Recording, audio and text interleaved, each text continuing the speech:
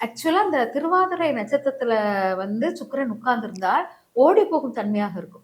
அந்த ம். கணவனையோ அல்லது மனைவியோ தேடி போற மாரி இருக்கும். ம். அது தேடி போய் அவங்க கல்யாணம் கட்டுறது அது அவமானமா இருக்கும் இல்லையா? ம். அதுக்கு இது பெட்டர் இல்லையா? இருக்கு. இதே மாதிரி திருவாதிரை நட்சத்திரத்துல நெறைய பேர் சொல்லி கேள்விப்பட்டிருக்கேன். என்ன அப்டின்னா, அவங்களுக்கு லேட்டா மேரேஜ் நடக்கும். இல்லன்னா 1க்கும் மேற்பட்ட கல்யாணம் நடக்கும். இல்ல வாழ்க்கை வந்து நிலைக்காது. ஆமா. டிவோர்ஸ் ஆயிரும். அப்டி சொல்றாங்க. இதுக்கு எல்லாமே இந்த செவ்வாய் தான் செவ்வாய் காரணமா? செவ்வாய் இல்ல. அந்த சுக்கிரன். சுக்கிரன் தான் சுக்கிரன் காரணம். காரணம். சுக்கிரன் காரணம். ஏன்னா அது காம ராசி. அதனால ம். இந்த வந்து காமம் எரிக்கப்பட்டு அது வந்து காமம் எரிக்கப்பட்டோனே காமம் அழிந்ததா கிடையாது. ம். காமம் எரிக்கப்பட்டு கண்ணுக்கு தெரியாத உருவமாக மாறும். மன்மதன் எரிக்கப்பட்டான். ம். ம். மன்மதன் எரிக்கப்பட்டான். மன்மதன் எரிஞ்ச உடனே அவன் கண்ணுக்கு தெரியாத உருவமாக மாற்றம் கொடுக்கிறார் ரதிக்கு.